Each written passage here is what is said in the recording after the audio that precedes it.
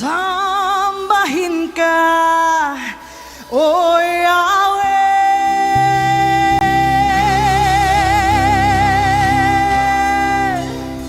Diyos ng langit at lupa,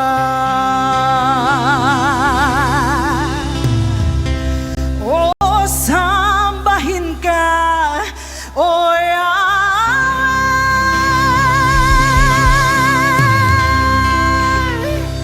Ikaw ang Diyos na dakila.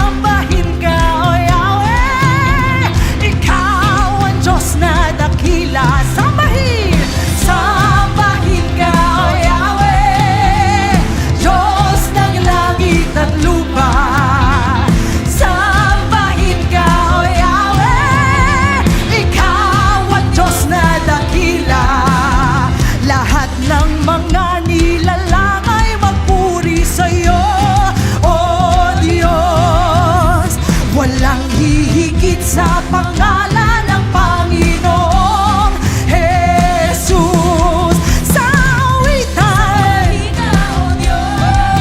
sa sigawan, sa tugtugan, sa sayawan, sambahin ka Yahweh, sambahin ka O Yahweh. Yes! Diyos ng langit at lupa,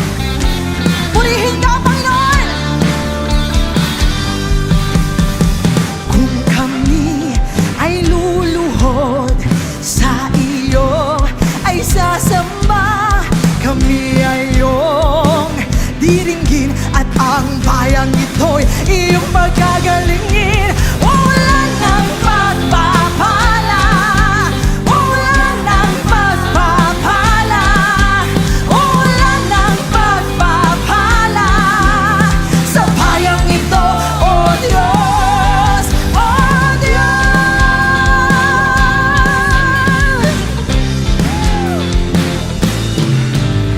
Kami ngayon'y nagkakaisa upang sumambat, pasalamatan ka. Iisang puso't iisang layunin sa bayang ito, ikaw ay purihin. Wala ng pagpapala, yes!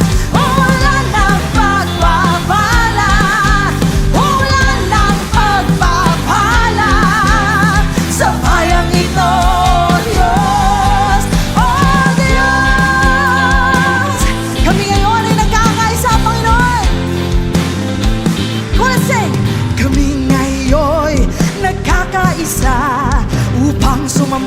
pasalamatan ka. Iisang puso't iisang layunin. Sa bayang ito, ikaw ay purihin.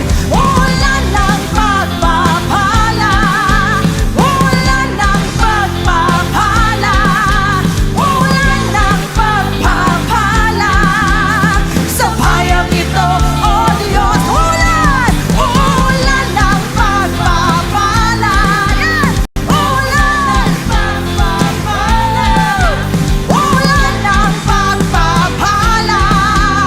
Sa bayang ito, O Diyos, sama-sama tayo.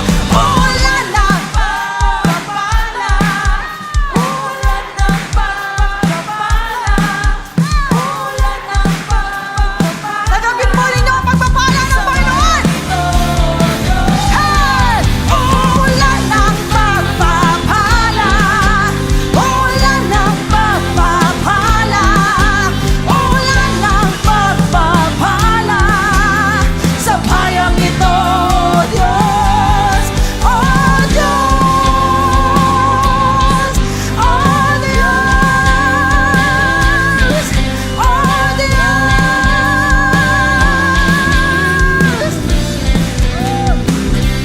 Yes! O, purihin ka, Panginoon! Lahat ng papuri ay tanging sa'yo, O Diyos. Patuloy ka namin inuluwalhati, sinasamba.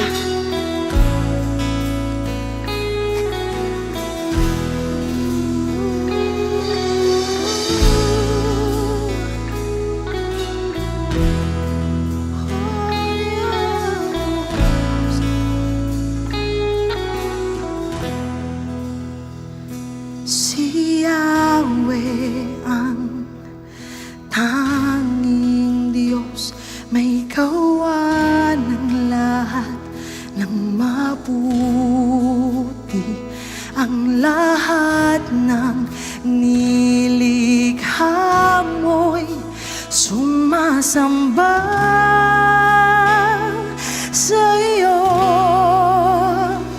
Ang aming bayan pinupuri ka, itinataas, dinadakila. Ang aming puso ay isang umawit sa iyo.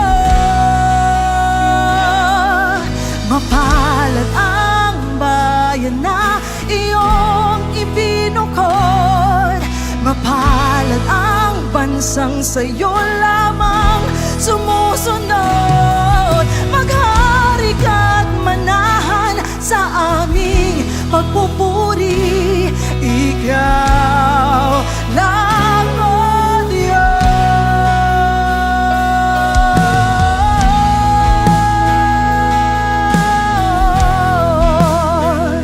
Ikaw lamang, O Diyos. Si Yahweh ang tanging Diyos, may gawa ng lahat ng mabuti. Ang lahat ng nilikha mo'y sumasamba sa iyo. Ang aming bayay pinupuri ka, itinataas, dinadakila. Ang aming puso ay iisang umawit sa iyo. Mapalad ang bayan na iyong ibinukod. Mapalad ang bansang sa'yo lamang sumusunod. Maghari ka't manahan sa aming pagpupuri. Ikaw lang, O Diyos. Mapalad ang bayan na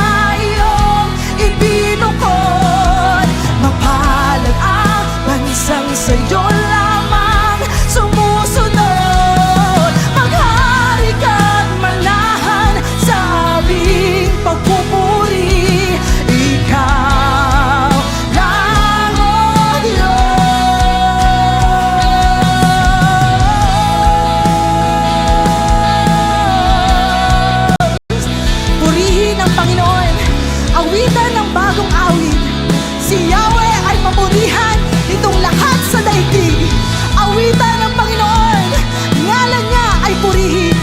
Araw-araw ang ginawang pagliligtas ay banggitin.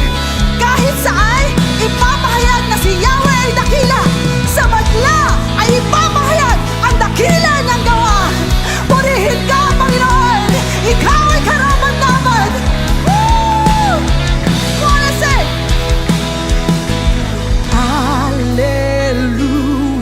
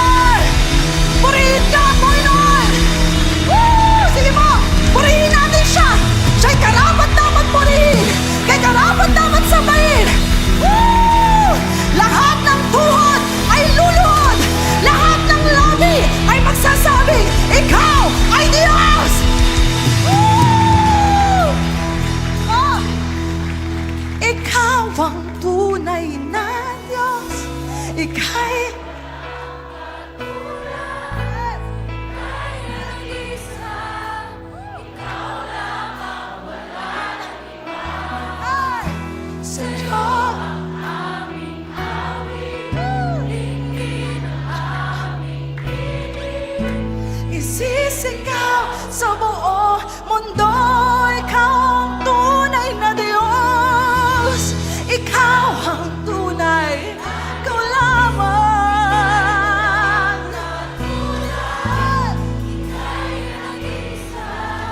Ikaw lamang. Sa'yo ang aming awit, tingin ng aming tinig, isisigaw sa buong mundo ang kadakilaan mo.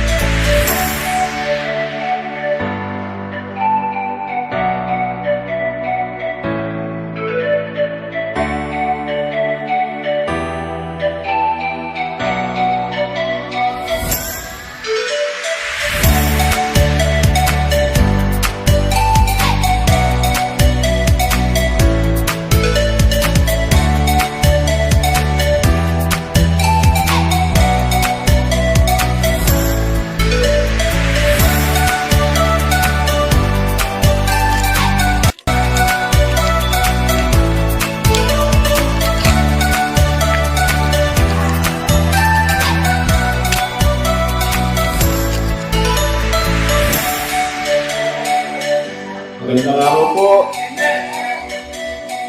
Good morning. Good morning po. Hallelujah. Namiss ko po kayo. Sabi ko parang speaker ba may diferensya o yung boses ko talaga? Parang iba eh. Hallelujah. Magandang araw po. Good morning. Napakabuti ng Diyos. Hallelujah. Parang napakatagal po natin din nagkita. At ako po ay nagpapasalamat sa Lord sa inyo pong suporta sa nakaraang pong pastoral rotation sa atin pong naging bisita. Praise God. Salamat sa Panginoon. Pero parang mas marami ngayon kaysa last Sunday. Kayo ha? Kayo ha? Hallelujah. So praise God, napakabuti ng Panginoon sa atin kahit na marami tayong mga pinagdaanan. At alam natin na buhay ang Diyos, di niya tayo iniwan, di niya tayo pinababayaan. Amen? So mamaya po ay bago tayo magsimula, ipapanalangin natin si Paul, anak ni na Brother Jano at kapatid na Lisel. Panalangin natin makalabas na. Sabi ko nga doon kay Paul, sabi ko, mag-hotel ka lang pala, dito pa. Sabi ko, umuwi ka na. Ayan. So, praise God. Alam kong pinagaling na siya ni Lord. At makalabas agad siya. At yung provision ng Panginoon ay maranasan. Ayan. Ganun din, mga kapatid, marami nag-birthday. Ayan, na hindi natin na ipanalangin nung unang Noong March 30. Ito po. Nag-birthday si Nanay Luz. Happy birthday, Nanay Luz. Ayan. Si Ate Maribit. Maribet. Ayan. Mabet kasi ang aking... Ayan. Magba-birthday. Nag-birthday na. So, sino pa may birthday? Si Divine. Ayan. Parang ayaw mo umamin Ayan. So, mamaya po ipapag-pray natin, pero unahin natin yung kapatid natin may sakit. Mamaya ipag-pray natin yung mga may birthday celebrant natin ngayong linggong ito. At hilingin natin sa Panginoon ng kagalingan para din kay Paul. Sige po, sama-sama muna tayong manalangin sa Panginoon. Ama naming Diyos, kami po ay nagpapasalamat sa iyo dahil ikaw ang aming dakila at buhay na Diyos. Kami lumalapit sa iyo, Panginoon, para sa aming mga kapatid, lalo na sa aming kapatid na naka-confine pa, si Paul. Papasalamat kami, Lord, sa kagalingan. Kung paano mo ipinaranas sa kagalingan sa aming kapatid na Ate Sabet, iparanas mo rin, Panginoon, ang kagalingan para kay Paul. In the mighty name of Jesus, O God, we declare fast recovery and healing, Lord God. Hindi lang kay Paul, maging kay Ate Sabet, in Jesus' name.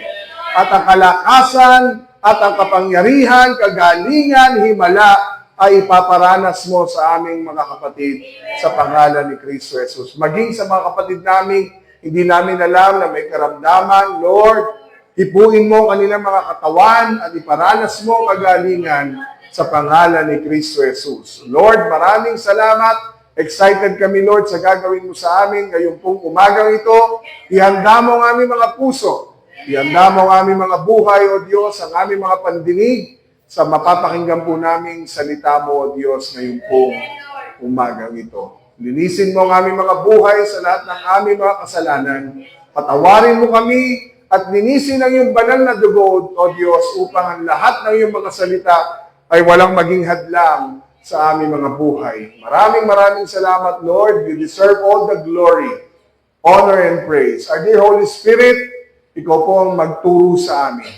Kayo po ang magpastor sa amin. Kayo po ang magsalita sa amin ngayong pong umagang ito. Samahan mo kami mula simula hanggang sa matapos ang gawain ng pananambahan.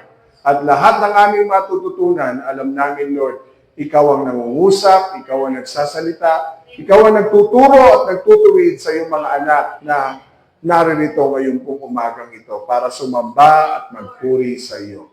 Sa iyo ang lahat ng papuri at pasasalamat sa tanging pangalan ni Kristo Jesus. Amen. Amen at amen. Palakpakan natin si Lord. Ayun. Ano ito? Ayan. Amen. Tuloy na po tayo. Hindi na ako masyado ang tawag dito, lalaksan ang aking boses. Baka magpupumiyok ako dito Nakakahiya naman, naka-record pa ako. So, tuloy po tayo sa mensahe natin ngayon pong umagang ito. Ay, gumana. Naka-freeze. Naka-freeze. Naka-freeze ba yan? Hindi. Hindi. Teka lang.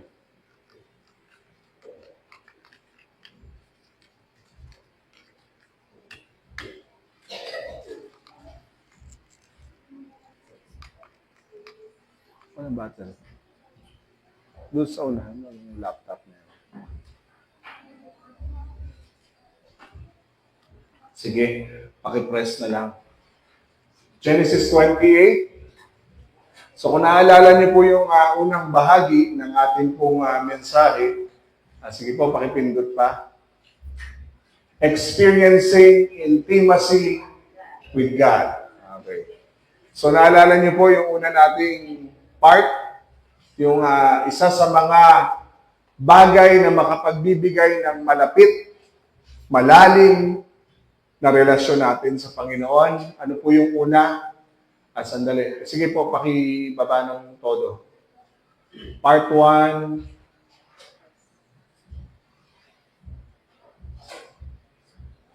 Tapos na po kasi ito, kaya medyo mahaba-haba yung PowerPoint. Yun. Part 1, to experience intimacy with God, we must practice obedience. Nakita natin sa buhay ni Jacob at sa buhay ng pamilya ni Isaac, yung dalawang bagay, obedience at kabaliktaran nito ay yung disobedience. So, dalawa lang naman ang pamimilian natin eh. Kung nais natin na maranasan yung malapit na relasyon sa Panginoon, ang nais ng Diyos, i-practice mo ito. Kasi mahirap maging malapit sa Diyos kung hindi ito ipapractice. Sabi nga po, practice. Tama? Sabihin nyo nga po, practice. Ibig sabihin ng practice, kailangan sanayin mo. Hindi tayo perpekto. Hindi natin magagawang sumunod ng dare-daretso. Walang nakasunod ng todo. Tama po ba? Lahat tayo nagkakamali. Lahat tayo hindi nakakasunod. Lahat tayo pumapalya. Pero sinasabi ng Panginoon, i-practice mo nga, subukan mo, nasanayin ang iyong sarili na sumunod sa Kanya. Dahil hindi tayo magkakaroon ng malalim na relasyon sa Panginoon kung hindi tayo susunod. Mahirap namang tagasunod nga tayo, tinawag pa tayo tagasunod, di naman tayo sumusunod. So mas maganda yung tagasuway kaysa sa salitang tagasunod. Kasi ang hirap namang gusto mo na lang, disciple na lang ang tawagin sa iyo. Hindi. Tagalogin natin para lagi mong maalala. Ang mga anak ng Diyos, dapat mga hindi mas madali yung taga-suway kaysa sa taga-sunod. Eh, hindi naman pwedeng sa gitna, wala namang ganon. So, napakahalaga po ng ating pong pagsunod sa harapan ng ating Panginoon. Wala. Pabili ka na lang. Sayang naman. Ayan. Kasi hindi rin ako makakapag-concentrate sa Yan po yung naging problema ko dahil wala akong pindutan sa Valenzuela. Medyo nahirapan talaga ako, tumagal ng gusto. Next. Wala, nawawala yung magne-next eh. Di ba? So, pinag-aralan po na. Part 2, ito naman po yung pangalawa na para magkaroon tayo ng malapit na relasyon sa Panginoon. Sige po. Sige. Mahaba-haba. Ayan. Yan. Part 2, sabay-sabay po nating basahin. To experience intimacy with God, we must practice solitude. Hindi solitaire. Solitude. O sa ibang sali na mga social daw, solitude. Grabe naman, solitude. Solitude. Yun po ang basa nila eh. Pero sa atin, na normal lang, solitude. Ano ba yung solitude? From the word soli. Ano ba nga yung soli? Sinusoli mo o may nahiram ka? Hindi gano'n. Ang solitude po ay pag-iisa. Ano yung pag-iisa? Pagiging mag-isa. Okay? So, hindi dalawa. Ang sabi po, mag-isa. Okay? So, bakit napakahalaga sa ating pakikipagniig sa Diyos, hindi dalawa? Bakit isa? Kasi mahirap lumago ng sadyang napakaraming tao. Ang paglago ay nagsisimula sa iyong pag-iisa. Pag ikaw ay nagkakasala, hindi ka dalawa, bihira. Madalas, lagi kang mag-isa. At sa iyong pag-iisa, lumalabas ang lahat ng boses. Lahat ng hinahanap mong boses. Boses ng kapitbahay mo, boses ng demonyo. Diba? Lalo na, dyan mo naririnig ang boses ng Panginoon sa tuwing ikaw ay nag-iisa. Tama po? Ang ating paglago na malalim sa Diyos ay napakahalaga nung iyong pag-iisa sa Panginoon. Okay? Yung tinatawag na intimate moment sa Panginoon. Okay? Marami po sa atin, pag yung devotional life mo bumagsak na, ibig sabihin, wala kang time na i-practice itong pagkakaroon ng pagiging mag-isa. Solo o soli, so ibig sabihin mga kapatid, ang ating paglago ay depende sa iyong sarili. Okay? Hindi po yan nakadepende lang kay pastor. Dapat po nakadepende yan, personal, sa sarili mo. Kasi kahit anong gawin natin, kung ayaw ng katawan mo at ayaw ng sarili mo na lumago at magkaroon ng oras sa Panginoon, bali wala. Tama po? So, ang intimate moment mo sa Diyos, para ma-experience mo yung malapit na relasyon sa Panginoon, kinakailangan i-practice ang solitude. Mamaya po maiintindihan niyo po yan. Okay? Thank you. Basahin po natin ang Genesis 28, verse 10 to 12. Sabay-sabay tayo. Umalis si Jacob sa Beersheba at lumakad papuntang Haran. Nang lumubog na ang araw, nakarating siya sa isang lugar at doon nanatili ng gabi iyon. Kumuha siya ng isang bato at ginawa niyang unan sa pagtulog niya. Ngayon, nanaginip siya na may isang hagdan na nakatayo sa lupa na abot hanggang langit. Nakita niya mga anghel ng Diyos na umaakyat at bumababa sa hagdan. So pansinin niyo po mabuti ito. Ito po yung senaryo na inutusan ni Isaac na pumunta ng Haran si Jacob. At agad namang sumunod si Jacob. Bakit siya pinapupunta ng Haran? Dahil papatayin siya ni Esau. Bukod doon, inutusan siya ni Isaac na mag-asawa, hindi ng taga-Kanaan, kundi doon sa Haran. Okay? Na mapangasawa niya ang isa sa kanyang mga kamag-anak na anak ni Laban, na kapatid na kanyang inang si Rebecca. So sa puntong ito, sumunod si Jacob sa kanyang ama, kaya lang, batid po natin dito sa storya na si Jacob lang po ang nag-iisa. Okay? So sa puntong ito mga kapatid, kakaiba eh. Nung pinahanap ni Abraham ang kanyang aliping si Eliezer na mapapangasawa, ang kasama po ni Eliezer ay batalyon. Ang dami niyang kasama. May 10 kamelyo na may hawak po ng lahat ng pwedeng ipagkaloob doon sa mapapangasawa niyang si Rebecca. Pero sa puntong yon mga kapatid, makikita natin, pinaalis si Jacob nang siya lang at nag-iisa. Okay? So sa punto pong ito, mga kapatid, meron talagang purpose kung bakit minsan kailangan natin dumaan sa puntong mag-isa. Kasi kung marami kang inaalala at hindi mo ilalayo ang sarili mo sa isang bagay, hindi ka makakapag-isip ng tama. Tama?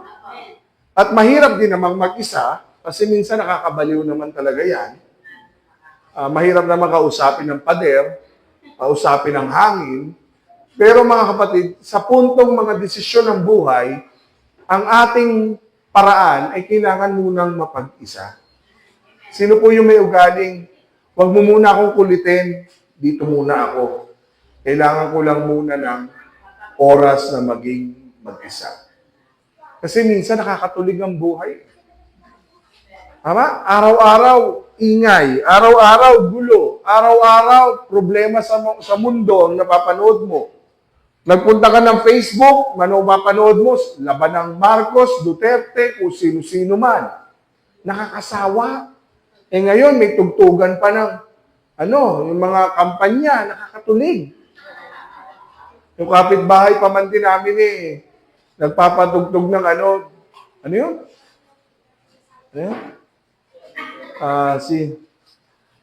Yung kay Voltes 5, kay Manalo, JMI laban kami.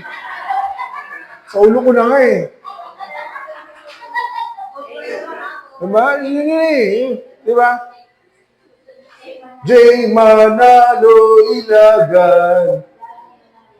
Ganun na narinig ko araw-araw. Dahil yung kapitbahay namin, isa po sa mga nangangampanya na mayroong sasakyan. Tulad niyan, kakatulig. Kakatulig. Lalo na, matutulig ka pala kapag hindi ka naman pala dito boboto.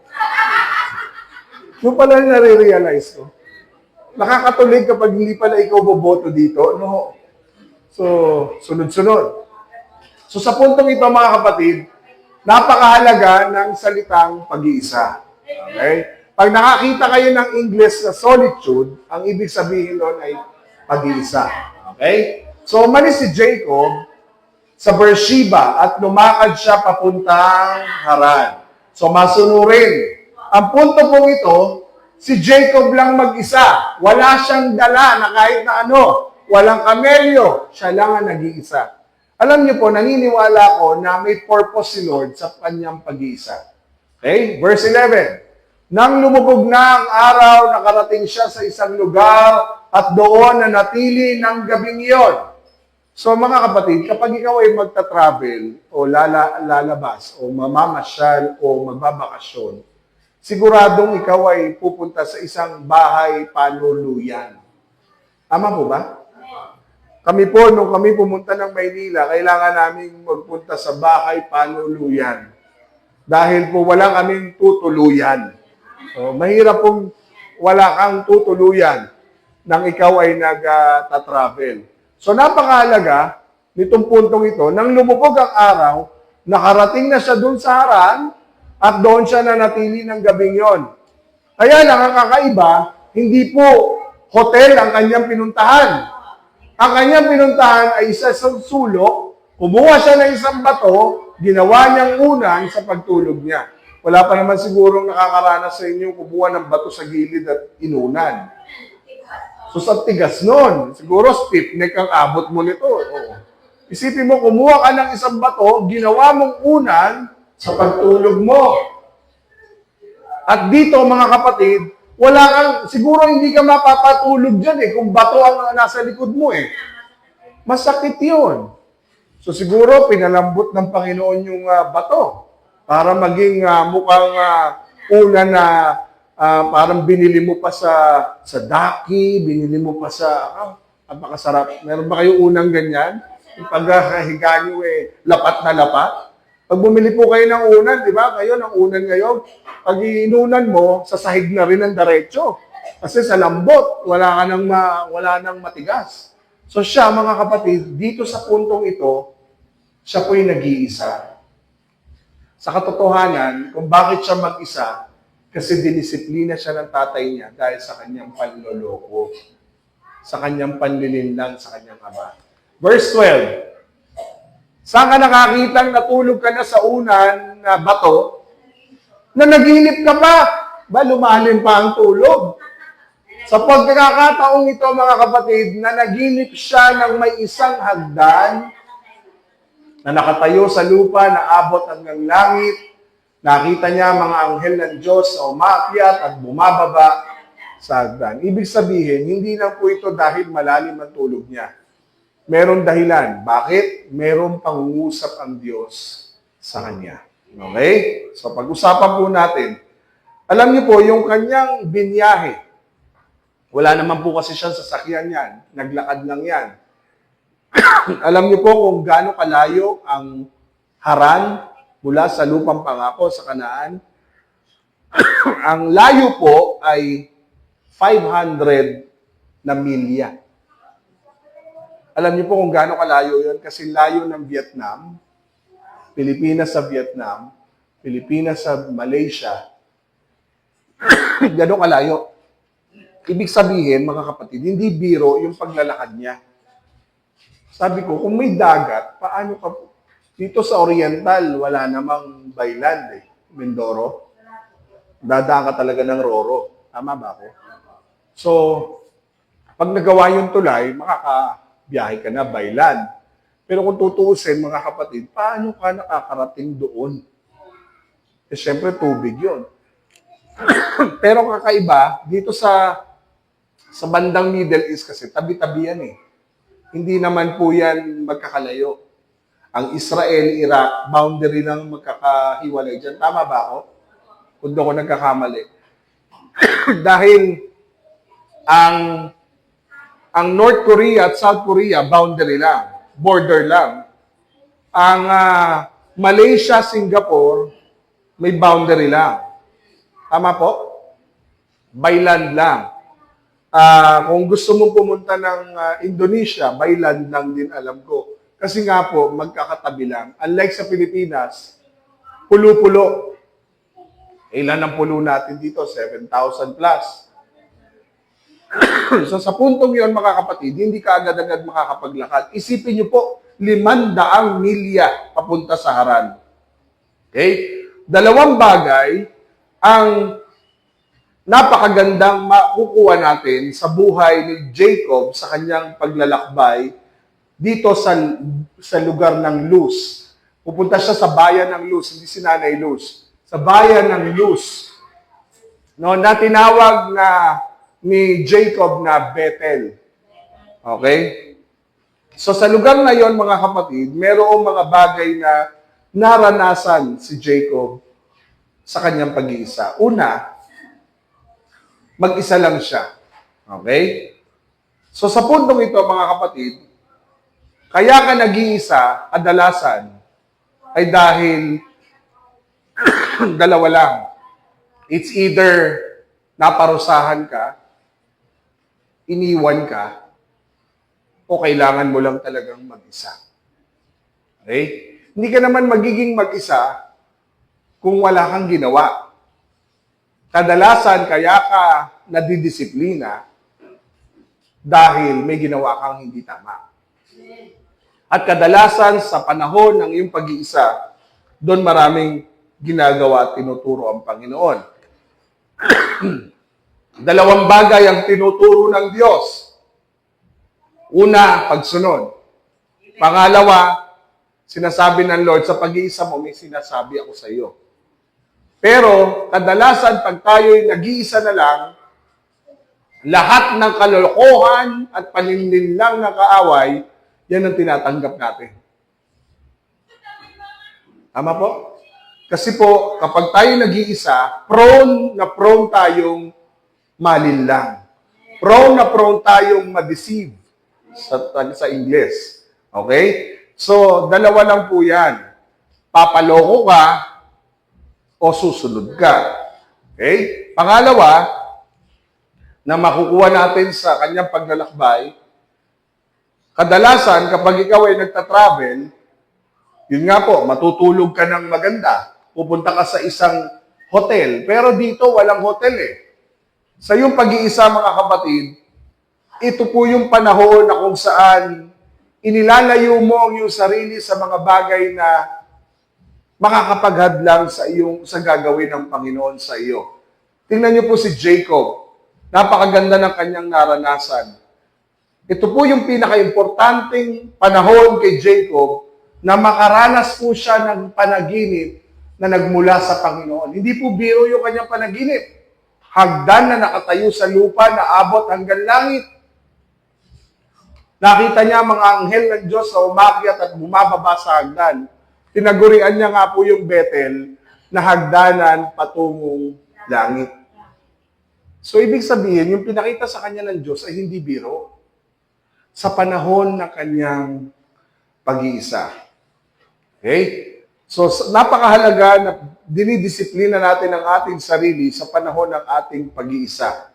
Dahil sa panahon na intentional kang nagkaroon ng oras na mag-isa, inilalayo mo yung sarili mo sa mga bagay, sa tao, sa trabaho, at mag-focus ka sa Diyos. Alam niyo po, isa sa gusto kong mapuntahan ay yung Prayer Mountain sa Zambales po. Merong bagong gawang Prayer Mountain na meron po siyang per cubicle. Doon ka po papasok. Doon mo isigaw lahat ng gusto mong isigaw. Minsan papagod na pagod ka na, kailangan mong huminga. Kailangan mo talagang lumabas. Kasi mababaliw ka. Tama? Yung kapag pagod na pagod ka na, Eh syempre, sa bahay naman, kahit pumunta ka lang doon sa SM, maupo ka lang doon kung saan sa isang tabi, huminga ka. Kasi kapag hindi ka nakahinga, sisigaw ka, magwawala ka, maloloka ka. Maloloko ka. Kapag hindi mo hinayaan ang sarili mo na lumayo panandalian, hindi ka makakapag-isip ng tama. Amen? So si Jacob, talagang intentional na ginawa ng Diyos na mag-isa lang siya para ma-realize niya ang maraming bagay. Kaya lang sa kanyang pag-iisa, napakaganda ng pinakita ng Panginoon. Hagdan patungong langit. So sinasabi ng Lord kay Jacob, nakita mo ang hagdan patungong langit. Pero hindi yun ang nagmarka kay Jacob. Ang nagmarka kay Jacob, kinausap ako ng Diyos. Kinausap ka ng Diyos. Ngayon magsisemana Santa. Ang dami pong nagbibisita iglesia. Doon po sa Kaysasay, hindi ka na makakadaan ng ganitong oras dahil panay bus yun. Sabi ko, purihin ang Panginoon, naalala nila si Jesus. Pagkatapos nito, wala na naman laman yung Kaysasay. Wala na namang nakakaalala sa Panginoon. Wala na namang nakakaisip na bisitahin yung kanilang mga Diyos. Nakakalungkot. Sabi ko, Lord, sana'y katagpuin mo sila sa panahon ng kanilang pamamanata. Pero tayo mga kapatid, lagi kang gustong katagpuin ng Diyos. At kapag ikaw ay nag-iisa, dalawa lang ang tumatakbo sa utak mo. Gusto mong gumawa ng mali o gusto mong makipag-usap sa Diyos. Amen. Mahirap manalangin ng personal ng maraming nakakarinig. Iba yung prayer na naiiyak ka. Hindi ko ba sinabi magdrama ka? Ang sinasabi ko naman mga kapatid, iba yung pakikipag-usap mo kapag alam mong ang Diyos ang kasama mo. Iba. Kaya nga lagi ko sinasabi, maaaring sa panahon ng ang paborito ko po na kausapin si Lord ng todo-todo, yung malaliman, sa panahon na ako po'y nagbabiyahe papuntang Maynila.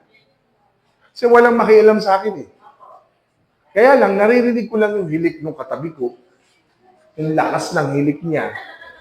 Kaya ang ginagawa ko, tinatapala ko yung tenga ko. So, ibig sabihin mga kapatid, habang nakatingin ka sa bintana, sinisilayan mo yung ganda ng view. Kasi may bundok po dyan eh, pag sa Star Toll, palabas, ang ganda ng view dyan eh. Sabi ko, Lord, napakasarap pagmasdan ang kabutihan mo. Alam ng misis ko na hindi ako po pwede nang hindi ako bibigyan ng oras na mag-isa. Napansin niyo po, mula nang tumungtong kami dito sa Batangas, ngayon lang po ako nakaranas. Ulitin ko po ngayon ko lang po naranasan na talagang one-on-one sa Diyos ng araw-araw. Kung napapansin nyo, hindi ako yung typical na pastor na kilala nyo, na laging nakabalandra pa ikot-ikot. Tama po? Oh, sorry po hindi ako yung typical na pastor na makikita nyo na pagala-gala. Hindi po. Hindi po kasi ako nasanay ng ganun training. Ang sanay po ako talaga ay talagang lumuhod, manalangin. Ayan ang Ate Sabet, nang malaman ko, pinost ni kapatid na Sarah na nasa ospital, dali-dali akong gusto kong pumunta at ipanalangin. Ayaw naman niya. Sabi, hindi ka makakapasok, pastor, di pwede. Sabi ko, sige, luluhod na lang ako sa Panginoon dito. At naniwala ako na hindi naman tayo bibiguin ng Diyos. Eto na siya ngayon. Parang lalo ka pang gumanda, ate. Hallelujah. Di ba? Yung makita mo yung kapatid na nakabangon sa karamdaman, pinagaling ng Diyos, yun ay malaking pasasalamat sa Diyos. Hindi lang sa Kanya, hindi lang sa pamilya, kundi sa ating lahat. Dahil patunay ni Ate Sabet na buhay ang Diyos. Yeah, ICU yan. Ano gagawin sa kanya? Daming gagawing test. Ang sabi ko nga kay kapatid na Sarah, wala tayong kayabanan, wala tayong pera, pero magtiwala ka sa Panginoon. Buhay ang Diyos. E paano kung di tinugon? Panalo pa rin. Bakit? Sabi ko, Lord, hindi ako nagdedeklara na kukunin mo siya. Ang deklara ko, makakasama pa rin namin siya. Yun ang lagi kong panalangin. Ayoko naman, Lord, kung kalooban mo, kunin mo na siya. Ayoko ganun eh. Kasi bakit? Ang panalangin ko, maranasan kanya sa kanyang pag-iisa. Aba, pagkalabas naman, nakita niyo naman, mga kapatid, unang-unang brigada ng Ate Isabel. Yung kanyang video na kumakanta ng worship song. Bate? Sabi ko, nawala ng sandali yun eh. Si Ate Isabel ang isa sa pinaka mahilig at masipag na mag-reels ng mga kanta. Sabi nga niya noon, pinanindigan niya naman, papalitan ko na, Pastor. Hindi na ako magkakakanta na kung ano-ano. Panay worship song na lang. Sabi ko, okay na. Kahit araw-arawin mo, ate. Huwag lang may sakit. Okay lang yun. Huwag ka lang may sakit. At ako'y nagpapasalamat sa Diyos dahil pinakita ng Diyos sa kanya na hindi siya pinabayaan ng Panginoon. Alam ng pamilya yan kung anong ginawa ng Diyos sa kanya. Alam niya yan. Alam nila yan. So minsan, pinadaan pa si Ate Isabel sa ganong sitwasyon para mas lalo niyang makilala ang Panginoon. Kasi kapag malakas ka, wala kang kilala eh. Pag wala kang dinaramdam, hindi ka magkakaroon ng oras para magpahinga, hindi mo maaalala ang Diyos eh. Tama po? Pag kaya mong lahat, hindi mo naaalala ang tumawag sa Kanya eh. Kapag meron ka, hindi ka na tumatawag dahil para sa pangangailangan mo eh. Ang lagi mong iniisip, kaya mo. Pero pag dumating ang oras na talagang walang-wala ka, si Lord pa rin. Kaya nga sabi ng Lord, kumikilos siya sa panahon ng iyong kahinaan. At sa tuwing wala ka nang mapupuntahan, doon siya nangungusap sa iyo. Wala ka rin tatakbuhan eh. Siya lang din talaga eh. Tama po ba? Wala kang tatakbuhan, kundi ang Panginoon lang. Kailangan pa ba nating magkasakit bago tayo lumapit sa Kanya? Wag na. Tandaan niyo po, si Jacob, dinisiplina. Disiplina, ibig sabihin, may parusa. Mag-isa ka lang. Dahil sa ginawa mong yan, mag-isa ka lang. So sa puntong ito, mga kapatid, minsan, kaya ka nagiging mag-isa dahil na rin sa iyong sariling ginawa na kalokohan. Tama, lahat tayo ganyan eh. Halimbawa, hindi ka naman lalapit sa Diyos mag-isa kung alam mong kayang-kaya mo pa. Hindi. So, tandaan niyo po, si Jacob, mayaman to. May pera, may ari-arian, pero lumakad, natulog, ginamit ang bato na maging unan. Tandaan po natin, si Jacob, kaya niya namang mag-hotel. Tama po ba? Kaya niya mag-hotel. Pero wala eh. Wala siyang dalang pera. Paruse eh. Wala naman po disiplinang enjoy ka pa. Nakaranas na po ba kayong disiplinahin ng nanay niyo habang pinapalo kayo eh? Tuwan-tuwa pa kayo. Salamat, Nay, sa pagkakapalo mo. Ang sarap! Kurutin niyo pa ako. Ang sarap! Walang ganun eh.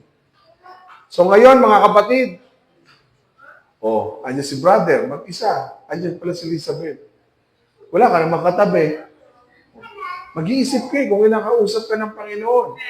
So, ibig sabihin, baka mamaya, kinakalbit-kalbit ka lang ni Lord para lang masabi sa iyong anak, wala kang oras sa akin. May mga ganon. Amen? So, sa Genesis chapter 14, marami pong panahon na nakita natin si Abraham sa kanyang pag-iisa, talagang sinamahan siya ng Panginoon. Si Isaac, nakaranas din po ng engkwentro sa Panginoon sa panahon ng kanyang pag-iisa. Okay? So, kadalasan mga kapatid, napakahalaga na inilalagay natin ang sarili natin sa isang environment na na-experience natin yung mas malalim na relasyon at pakikipagniig sa Panginoon. Si Moses po, kung pansinin niyo po, hindi po siya nagsasama ng kanyang mga tauhan pag-aakyat po siya ng bundok. Pag siya ay makikipag-usap sa Diyos at mananalangin, 40 days and 40 nights nakikipag-usap siya sa Diyos. At pagbaba niya, magugulat yung mga tao. Bakit? Nagniningning, nagliliwanag yung kanyang muka na halos nagdulot ng matinding takot sa marami. Ibig sabihin, mga kapatid, dalawa lang ang lalabasan mo kapag ikay mag-isa. Mukhang katsupoy yung mukha mo. Mukhang alam niyo po yung pasas? Pasas. Ganun po itsura mo, napakaganda mong mukha, nagliliwanag. Di ba? So, ganun lang po yun. Si Gideon, alam niyo po, kung kailan siya nagtago doon sa mga trigo, doon nakipag-usap ang Diyos sa kanya. Tama? Si Elijah, saan ba siya tinawag ng Diyos? Saan ba siya nakakilala sa Panginoon? Doon sa loob ng kuweba. Di ba si Moises, bago tawagin, nagtago? Kasi nakapatay ng kapwa niya, Hebreo, Ehipsyo. So dahil sa takot niya, nagtago. Kung kailan siya nagtago, doon siya kinausap ng Diyos. Kaya yung mga tago ng tago, delikado yan. Nakausap yan ni Lord. Yung mga ayaw sa Panginoon, yan yung madalas kausapin ni Lord. Kaya lang sana, biyaya ng Diyos, huwag naman tayong kausapin kapag nasa panahon na tayong wala na tayong magawa. Wala na tayong maikilos dahil masama na ang ating sitwasyon o kalagayan. Si Jesus Christ mismo, nung siya'y nasa panahon na nag-prayer and fasting siya, mga kapatid, ang kasama ni Jesus na nananalangin, anghel, at merong demonyo umiikot. Ganyan naman talaga pag mag-isa ka. May anghel, may demonyo. So yung anghel, tinutulungan ka niyan para maranasan mo yung presence ni God. Yung demonyo, bulong ng bulong yan. Hoy. Si Jesus ang karanas yan eh. Ang sabi ng demonyo kay Jesus, kung ikaw nga ang Diyos, tumalong ka. Magpakatihulog ka dyan. Hindi ka mamamatay dyan. Diyos ka, di ba? Siguro si Jesus, kung tayo yon, sige nga, makatalon nga. Di ba? Ano sabi pa? Gawin mo nga ng tinapay ang batong yan. Di ba ganyan-ganyan tayo pag mag-isa? Huwag ka nang magbasa, nakakatama. Huwag ka nang manalangin. Ikaw naman, hindi! Magbabasa ako. Huwag na. Hindi ka naman talaga nagbabasa. Diba? Pag magsisimba na linggo, sige na, matulog ka pa, managinip ka pa. Diba? Kaya mo yan. Maya-maya, alam, alas 8 na. Diba? Pandalas ka na. Hindi mo na maintindihan kung ano unahin mo. Huwag ka nang maligo. Magsimba ka na lang kahit di ka naligo. Huwag ka nang magsipilyo. Okay lang yan. Hingahan mo na lang hingahan niya katabi mo. So, ibig sabihin mga bulok pa yung dagang mo, hinga ka ng hinga. So, ibig sabihin mga kapatid, dalawa po ang kumikilos sa atin kapag tayo'y nag-iisa. Demonyo at ang anghel.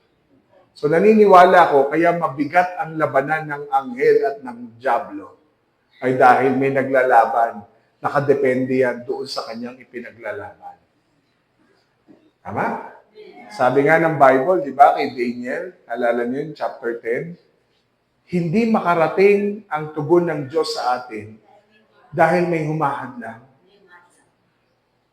At naniniwala ko, mabubuksan lang yun kapag nabuksan yung tao na bibigyan. Tama? Gusto mong ikaw ay pagpalain, kailangan ikaw muna. Ikaw ang susi para mabuksan yun. Amen. So, hindi lang ako matinding makapag-preach kasi ang sakit na nalalamo na ako eh. Pero, Si pastor, mga kapatid, kaya nga na sinabi ko sa inyo kanina, dito lang po ako nakaranas na kausapin talaga ng Diyos ng todo. Kasi nung nasa Cavite kami, magulo eh. Magulo. Hindi katulad dito na may oras ako. Bakit po? Kung hindi kami nagkaroon ng problema doon, kung hindi kami nagkasunod-sunod ng mga problema sa Cavite, hindi pa kami magkakaroon ng oras na kausapin talaga ang Diyos. Wala kami pwedeng kausapin doon eh. Bakit? Hindi namin alam yung lugar. Hindi namin kilala yung mga kapitbahay namin. Hindi namin alam sino lalapitan kapag sa panahon ng mga problema doon. Eh ngayon, mga kapatid, sabi ko kay Mrs., nakita ko na sa panahon natin dito, kinausap talaga ako ng Panginoon. Kasi hindi po ko ganito mag-preach noon. Bakit? Kung ako po itatambay sa mga bahay ninyo, pakakainin nyo pa ako. Di ba? Importante namang makadalaw yung pastor. Pero ang trabaho po namin talaga ay manalangin at mag-aral ng salita ng Diyos. Dahil kami po ang tumatanggap ng salita eh. Pababa sa inyo eh. Kung ako po isang buong araw makikipagtsikahan sa inyo, wag niyo po akong hamunin. At kahit buong araw, pansinin niyo po, kahit buong araw, kaya po tayong mag-usap. Pero kung kayo lang po kakausapin ko, mga kapatid, wala akong maririnig mula sa Panginoon. Oh. Kaya kapag isang chat lang, nakakabasa na rin ako minsan sa biyaya ng Lord. Pero pag sa umaga, wag niyo po akong asahan na ako po'y makakasagot sa inyong mga chat. Bakit po? Kasi po talagang oras ko yun para sa Panginoon. Alam niyo po ba, pag nagbubulot ako doon ng mga okra, inakausap ko ang Panginoon. Binabato ko yung mga kapitbahay ng okra. Eh naniniwala ako sa Diyos, dinala kami ng Diyos sa siiran na wala kaming anumang kilala, sino mang kilala. Dahil wala kaming pwedeng pakapitan at pagkatiwalaan kundi ang Panginoon. Oh, wala. Ano ba naman yung lugar namin doon? Makita niyo naman po, talagang wala kang lalapitan. Ngayon, marami na kami nalalapitan. Oh, marami na. Kasi maraming lumalapit, nahingi ng okra. Eh, araw-araw ba naman yung post ko po, harvest for today. Na-harvest na ng kapitbahay. Pero ngayon po, 10. Pag ikaw pala talaga harvest ng harvest at nakita ng Diyos na ikaw ay mapagbigay, dadami bunga. Yung talong po, paliit na ng paliit. Ang liliit na. Eh, ngayon po ay may 10 kapalit na bunga ang talong. Pamigay ng pamigay. Walang pwedeng. Lahat ng kapitbahay, magre-reklamo pa. Pastor, ba't di ako nabigyan? Sabi ko, sandali lang ho, per batch tayo, per batch. Kaya na hindi na ako makarating dito kasi sila po nakapila na per batch. Dahil ko pa ho nag-aayuda doon ng okra at talong Mukhang target pa yung kalamansi ko na nandoon ako po. So nagpupuri ako sa Panginoon dahil alam ko sa panahon ng aming pag-iisa, ay mas lalo akong nakakausap ng Diyos. Kapag ako po'y gumagawa ng mensahe, hindi po ako pwedeng guluhin ng 3 yan. Ang number 1 rule ko po sa kanilang 3, bawal maingay kapag nag-aaral ako. Kaya po sa Cavite, may sarili po akong kwarto. Meron po akong sariling lugar na hindi ako pwedeng guluhin. Bakit po? Hindi ako makapag-concentrate. Tama po ba? Kahit naman kayo pag hindi kayo nagkaroon ng oras na mag-isa, mahihirapan po kayo. Lalo po ako. Okay? So, ang nakakalungkot, marami po sa atin na walang intensyon na makipag-usap sa Diyos na mag-isa. Paano natin mararanasan na kausapin ng Diyos, na maranasan ng Diyos na mas malalim kung wala ka rin panahong mag-isa?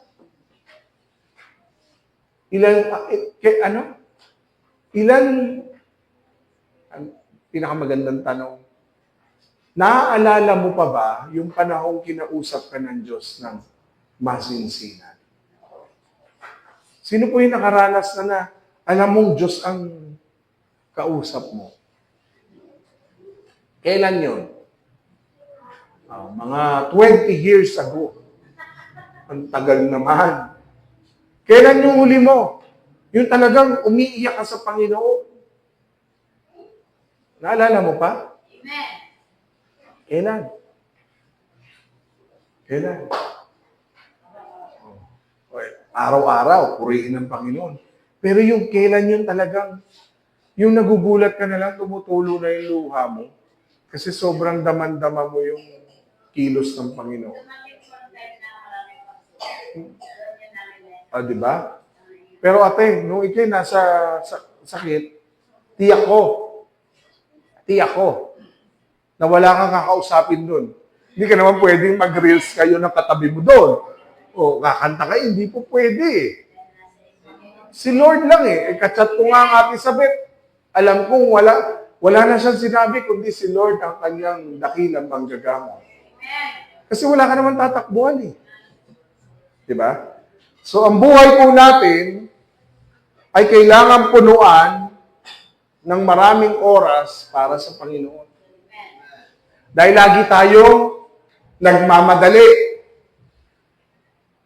Trabaho, wala nang oras. Sigurado ko, pag busy ka, pati wala kang oras. Amen. Ako lang bang nagkatrabaho? Pag ikaw ay nagtatrabaho, kasi bakit? Ang buhay dito sa mundo, laging madalian, mabilisan. Wala kang panahon para kausapin ng Diyos. Bakit? Trabaho, nirarush. Okay? Ano pa? Pagkain, nirarush. Ano pa? Pagtulog, kung kailan datnan, wala ka ng oras manalangin kasi pag dinatnan ka na ng antok, kailangan mo nang bilisang matulog.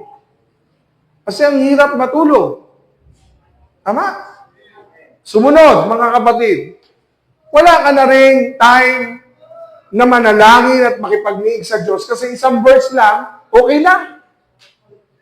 Ang tawag doon ay instant. Kaya ang panahon natin ngayon, instant. Gusto lahat mabilisan. Walang ganun kung gusto mong maging nanay, gusto mong lumabas ang sinap, hindi naman pwede isang buwan lang, ilabas mo na. Hindi pwede. Hindi pwedeng i-rush ang maraming bagay. Kadalasan, wala tayong oras na maupo, wala tayong oras na makinig, wala tayong oras na makipag-usap sa ating Diyos. Good thing, sabi ko kay Sam at kay Naomi, kasama nyo tatay nyo. Paano kung yung tatay nyo ay malayo sa inyo? Hindi ko po alam yung pakiramdam ng isang anak na malayo yung magulang sa kanya. Hindi ko naranasan yun. Kasi kasama ko tatay at nanay ko habang ako'y lumalaki. Lola ko nga lang ang lagi kong kausap.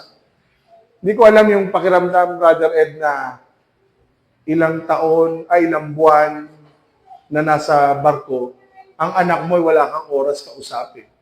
Lalo noon, long distance pa. Naku po, magkano ang international call. Hindi ko rin alam ang pakiramdam ng mag-asawang magkalayo. Kaya kay Brother Ronald, di ko alam. Anong pakiramdam nun? Siyempre hindi ko alam kung nakaranas na siya, kausap niya, bigla na lang nabagsak ang telepono dahil tulog. Anong sakit nun sa asawa na minsan na lang kayo makakapag-usap, hindi pa kayo nakapag-usap? Ano yung feeling na katulad ng kay kapatid na Joy na walang contact?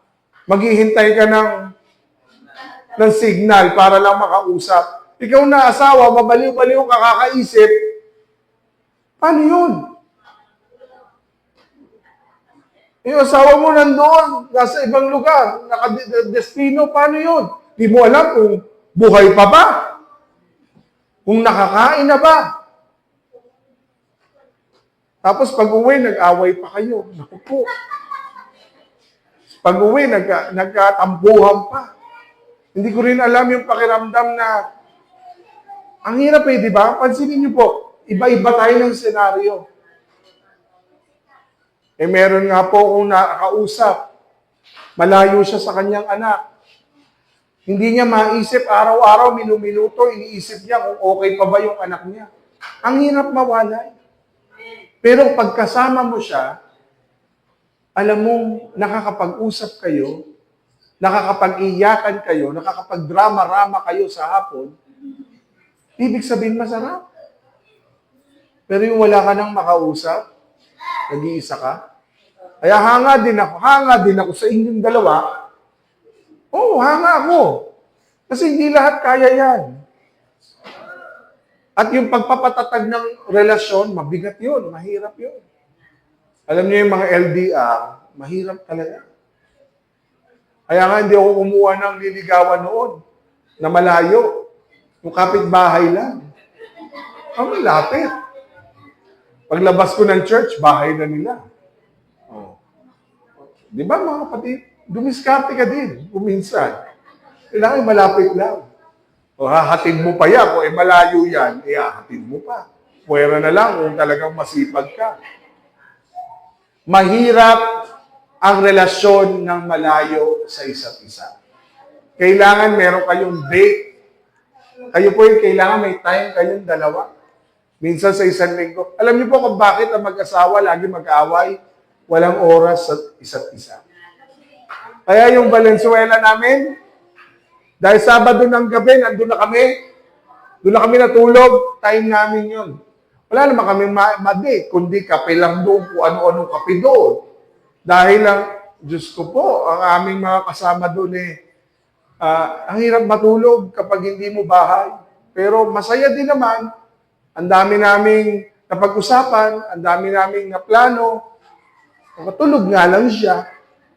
Kasi nauna siyang natulog. Kasi ngayon lang siya nakatulog ng mahaba. Nang walang anak na nangungulit sa kanya. Ako naman, aral na lang ako. Pero minsan, kailangan nyo ng oras sa isa't isa. Iba naman po yung sitwasyon, wala na yung kasama mo. Mamimiss mo naman. Di ba, nag-birthday ang Kuya Bert. Siyempre, iniisip mo, inaalala mo. May kasama ka. Kaya minsan, mga kapatid, napakahirap. Pero alam niyo po minsan, kailangan yung magsolo, kailangan yung mag-isa. Kasi marami kayong matututunan sa Panginoon. Ano po sabi ni Lord? Tingnan niyo po. Salmo 46 verse 10, sinasabi niya, tumigil kayo at kilalanin niyo na ako ang Diyos. Ako'y pararangalan sa mga bansa, ako'y papupurihan sa buong mundo kapag tumigil kayo. Ito po sa English, be still and know that I am God. Minsan kailangan mong tumigil para maranasan ito. Nakausapin, kilalanin kung sino ang iyong Diyos. Minsan mga kapatid, kakadaldal mo, sinasabi lang ng Lord, tumahimik ka na. Kasi wala ka namang magagawa. Amen? So wala tayong magagawa.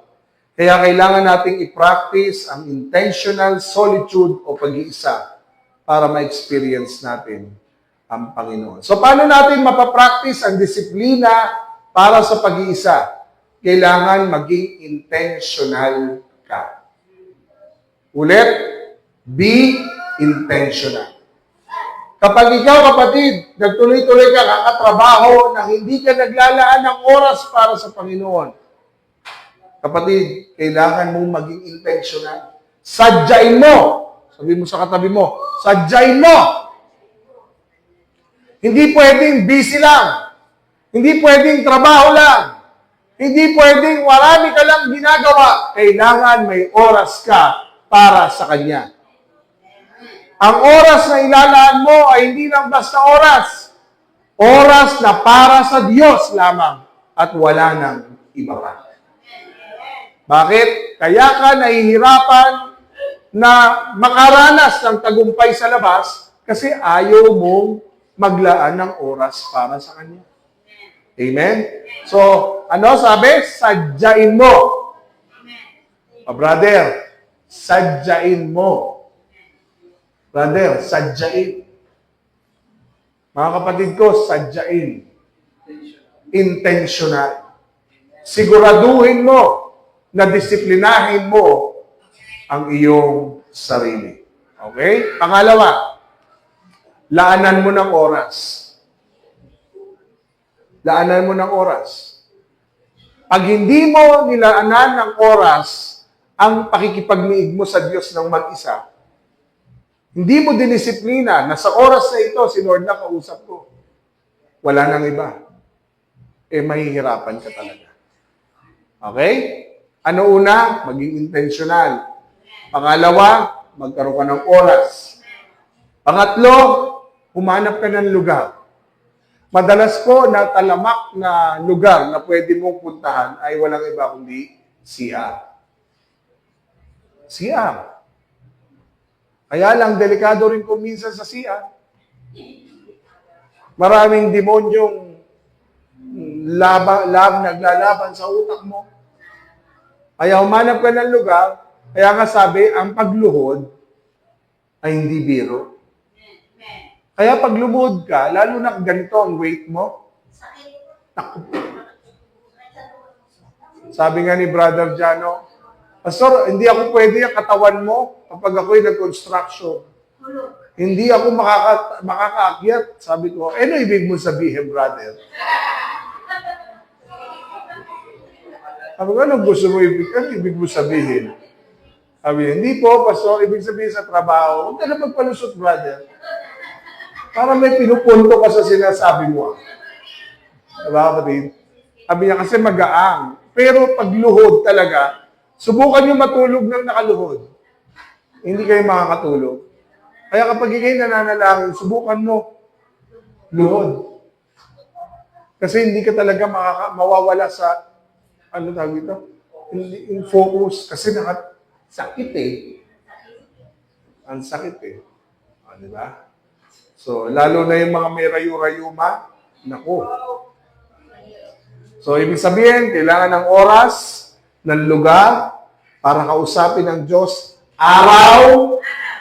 Ulit po, araw. Sadyain mo ha.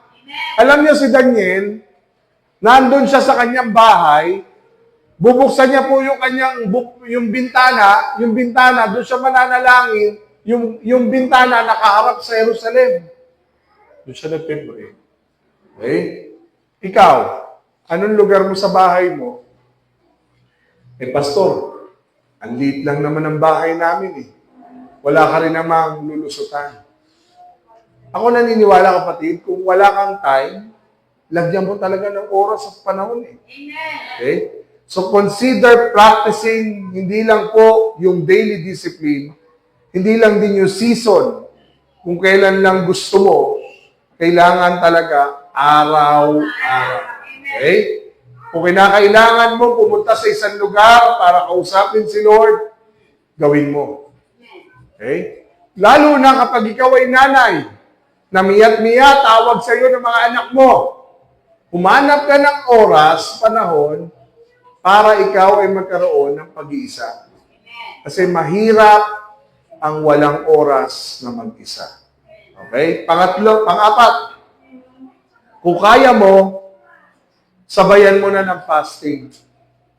Kasi po ang fasting, kung nakaranas na po kayo mag-fasting, habang kayo'y nananalangin, iba ang kapangyarihan ng Diyos. Bakit? Kasi ang naglalaban dito, laman mo eh. Laman at spirito. Kami po'y nakaranas mag-fasting, mga kapatid, hindi madali. Lalo na kung nag-fasting ka sa harap ng pagkain. May fasting kami, lechon pa man din ang nakikita mo. Ang sarap. Dapat walang nakakaalam. Okay? So, sumunod, mga kapatid, hindi lang po, ayun na, tapos na. So, si Moses, 40 days siyang naka-experience sa Diyos. Sa 40 days na yun, walang kain. Si Jesus, 40 days din, walang kain. Pero naranasan niya makipag-usap sa kanyang ama. So napakahalaga po maging masigasig na bantayan ang ating oras para sa Panginoon. Okay? So ano po ang dapat natin gawin? Iwasan ang mga oras na walang kabuluhan. Ang tawag po doon ay time wasters. Iwasan na humawak ng cellphone kapag ikaw ay nagde-devotion. E paano, pastor, doon na yung Bible ko? Minsan, delikado pa rin. Pag may nag-notify, may Facebook, ay, hindi sinachat ako ni ano eh. So, wala na.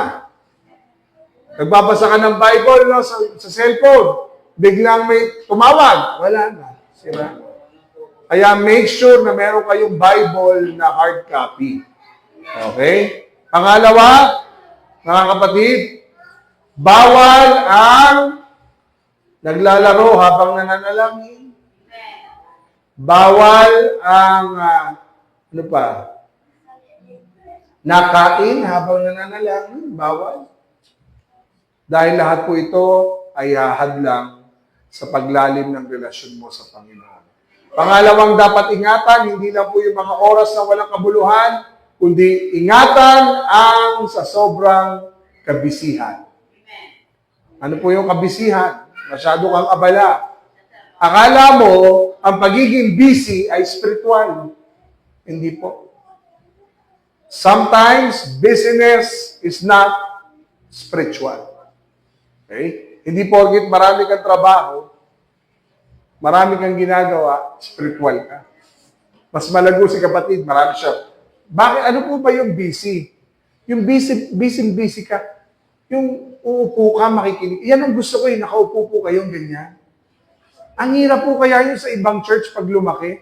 Walang ginawa yung mga ano, kundi magpalik-balik. Alam niyo po, pag malaki na yung simbahan, nakakalungkot. Alam niyo kung bakit? Yung mga technical, yung nasa technical, nagsisumelphone na lang doon, sa sulong. Yung mga worship team, pagbaba, pupunta sa likod. Ang chichismisan doon sa likod. Tama? Yung mga usher, pag lumaki tayo mga kapatid, magtatabi-tabi yung mga usher. Chichismisan.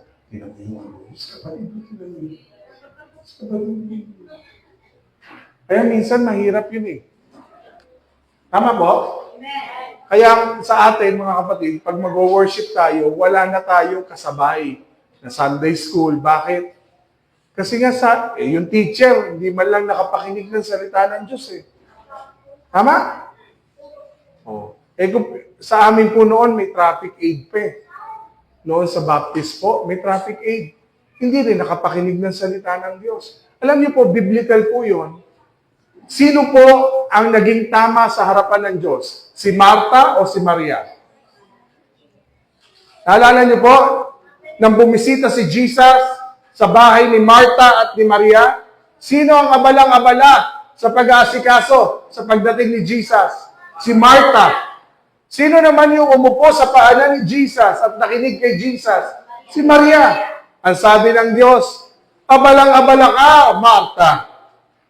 Hindi mo nakikita yung halaga ng pag-upo at pakikinig sa akin. Abala ka sa pag-aasikaso. Kasi nagre-reklamo si Marta, Lord, napakatamad naman niya kapatid ko. Paupo lang. Sino ang pinahalagahan ng Diyos? Yung nauupo, nakikinig. Kaya sa loob ng church, bawal ang patayo-tayo. Kailangan nakaupo lang. Kailangan nakikinig. Oo. Isa pa paalala. Kung kayo naman po ipupunta dito, mga kapatid, siguraduhin nyo na naman po nakuha nyo na yung envelope nyo. Huwag na po kayo may taga-bigay pa kayo, may taga-abot pa kayo. O, di ba? Kasi makikinig tayo sa Lord eh. Ang iniisip ko, sandali yung envelope ko, hindi ko na naman alam kung saan. Tatayo doon. Siguraduhin nyo naman, nakabili na kayo ng pagkain. Tapalan nyo na lang ng tapalan ng pagkain yung bibig ng anak nyo. Kasi akala nyo po yung mga bata hindi nakikinig yan. Mas mahusay pa nga pandinig niya kaysa sa inyo. Amen? Huwag naman ho kayo dito nag-iisip pa kung anong uulamin mamaya. Ay mga ganun. Wag. Amen? Pag nasa loob ng bahay-sambahan, maupo, makinig ng mabuti. Amen? So, iba naman pag sa cellphone eh. Yung anak, mga kapatid, i-train niyo yung anak niyo walang cellphone pag araw ng linggo. O gamitin niyo na yung mukha ko, yung pangalan mo. Magagalit sa'yo si Pastor. Sige. Si Kisha tuloy napatingin sa akin. Si Kisha ba yun? Kanina dumaan? O si Kiel? Napatingin tuloy sa akin si Kiel parang ako ata yung pinatatamaan ni Pastor. Kaya naupo tuloy siya. O, ulitin ko po ha. Kapag oras ng pakikinig sa Panginoon, kunin nyo na yun ng maaga pa. Kung ang tagal-tagal nyo, hindi nyo mahanap, pumunta ko kayo dito, alas 4 pa lang na madaling araw, hanapin nyo na. Para ho, alam nyo na kung paano nyo kukutkutin yung lahat ng dapat kutkutin. Amen? Okay? So, mga kapatid, maraming bagay na ilalagay sa atin para maging abala tayo at malayo tayo sa Panginoon.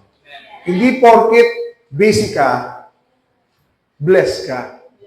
May mga taong sadyang nagiging blessing kapag may oras siya talaga sa pakikipagniig sa Panginoon. Ang blessing, para ikaw ay maging blessing sa iba, kailangan ikaw muna ang mabless. Amen? Mahirap kung wala ka ng oras sa Panginoon, may lalapit sa iyong kapatid, hihingi ng payo, at sabi mo, kaya mo yan. Hindi pwede yun eh. Kailangan meron kang nanggaling sa Panginoon na pwedeng mag-comfort ng puso ng kapatid mo. Amen? O, maglaan ng oras. Amen? Maglaan ng lugar. Sana may altar kayo sa loob ng bahay. O, huwag nyo naman lagyan ng San Roque. Altar.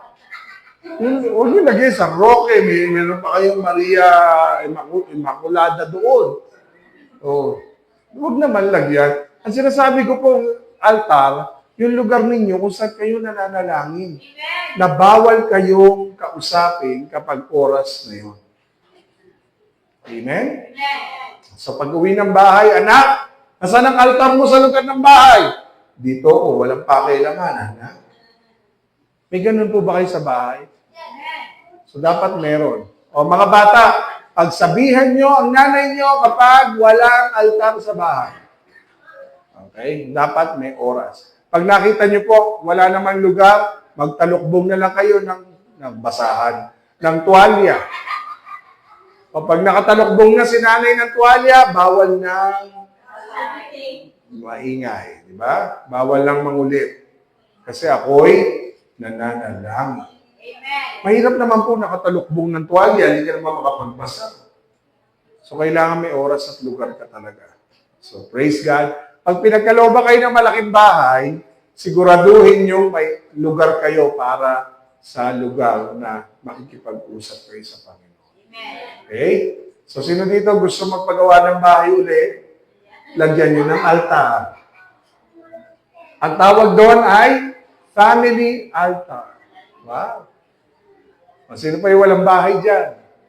Lord, pagkalooban mo ng bahay, ang mga kapatid namin, bagong bahay, kung nakapagpagawa na bago uling bahay, na may family altar. Sige mo, punta ko kayo na brother dyan, no? Brother, sana family altar. Pastor, doon. Saan? Doon sa labas. Sa labas? Diba? Dapat may family altar. Kung wala pa, make sure na siguraduhin sa loob ng bahay, meron kayong lugar ng pananalangin. Amen? Sabi mo sa katabi mo, wala nang oras, sadyain mo na. Oh, hawakan niyo po. Parang tulala lang eh. Wala nang oras, sadyain mo na. Alam niyo po, naglilindol na. Nasunog na ang tabi ng taal. Ikaw, wala ka pa rin ginagawa.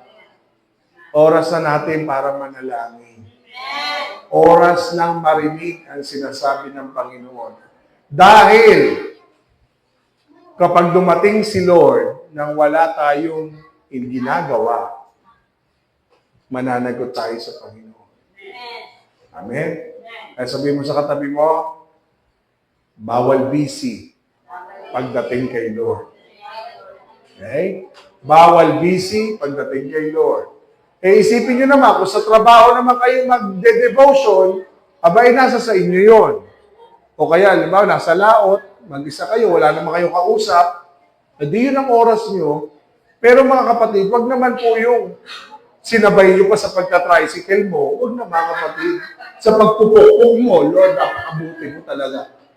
Wag naman. Wag naman. Amen? So, hindi man po ako sobrang diin ng aking pagsasalita, eh nawa po, nagkaintindihan po tayo. Na dalawa na po ang napag-uusapan natin kung gusto nating makaranas ng intimacy with God, malalim na relasyon sa Panginoon, i-practice ang una, pagsunod. Pangalawa, pagiging mag-isa, solitude. Okay? Dalawa na po yan. Ibig sabihin ng practice, sanayin mo. Subukan mo. Okay? Wala namang mawawala eh.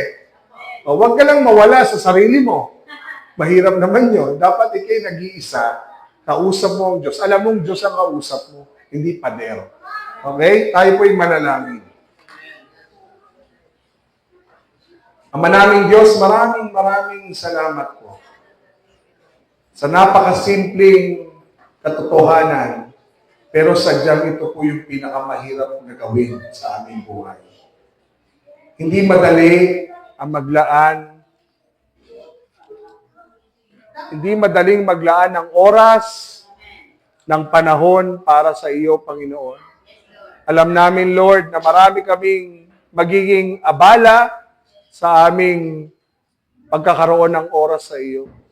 Tulungan niyo po kami, Lord, na wag po naming hayaan na malayo ang aming mga sarili sa oras namin para sa iyo. Alam namin, Lord, marami kang sasabihin sa amin, marami kang ipapaunawa sa amin, marami kang ituturo sa amin, Panginoon. Ihanda mo kami palagi at huwag mong hayaan na kaming lahat, Panginoon, ay mawalan ng panahon para sa iyo. Lord, ito'y paalala mo sa amin. Una, para magkaroon kami ng malalim na relasyon sa iyo, kinakailangan po namin na sumunod sa iyo. Pangalawa, ay magkaroon ng oras, panahon na mag-isa na makipag-usap sa iyo, Panginoon. Muli, Panginoon, itanim mo po sa aming mga puso ang lahat ng katotohanan ng iyong mga salita. At huwag niyo pong hayaan na nakawin ng dyablo ang lahat ng mga katotohanan aming tinanggap mula sa iyong mga salita sa umagang ito. Selyuhan mo po aming banal na spirito ang lahat ng aming mga katotohanang narinig sa umagang ito. Ang pagpapalay lagi naming maranasan ayon sa iyong nais, ayon sa iyong kalooban. Maraming salamat sa iyong lahat ng papuri sa pangalan ni Kristo Jesus. Amen, amen, and amen. Palakpakan natin si Lord. Sige po. Kung hawak niyo na po ang inyong mga envelope. Ay, maglo-Lord Supper po muna pala tayo. Sorry po, first Sunday pala. Sige po, tinatawagan natin yung ating mga kapatid para pangunahan tayo sa ating banal na hapunan.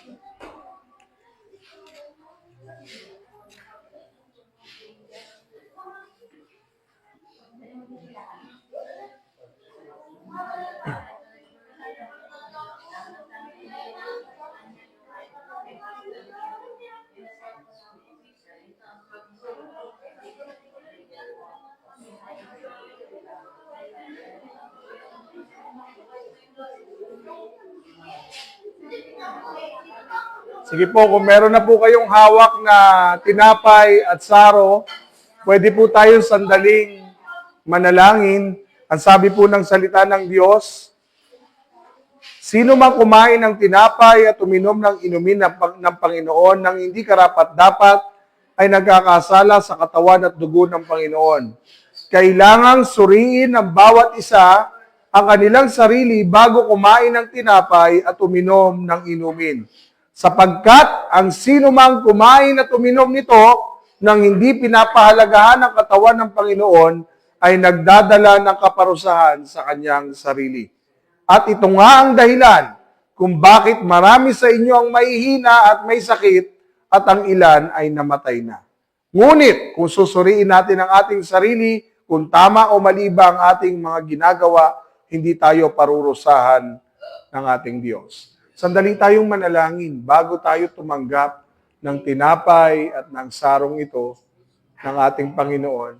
Suriin natin, pasuri natin sa Panginoon ang ating mga buhay. Sabihin natin sa Diyos, wala tayong ititira ng mga kasalanan sa ating mga buhay. Ipingin natin ng tawad, magsisi, at magpalinis sa ating Panginoon. Tayo po'y manalangin.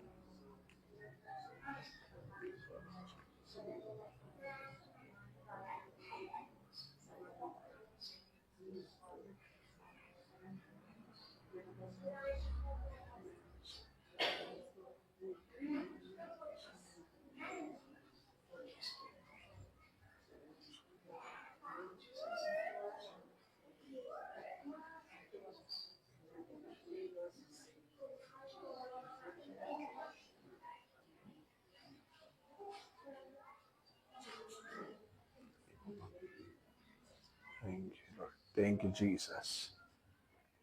Taas po natin ang tinapay.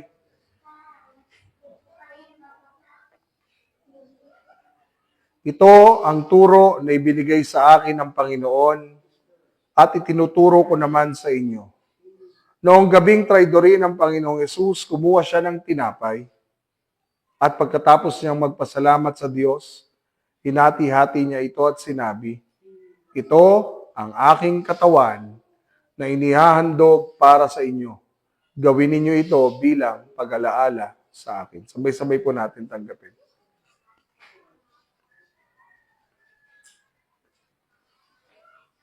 Taas po natin ang saro. Pagkatapos silang kumain, ganun din ang ginawa niya sa inumin. Kinuha niya ito at sinabi, ang inuming ito ang bagong kasunduan na pinagtibay ng aking dugo. Tuwing iinumin ninyo ito, gawin ninyo bilang pag-alaala sa akin. Sabay-sabay po natin tanggapin.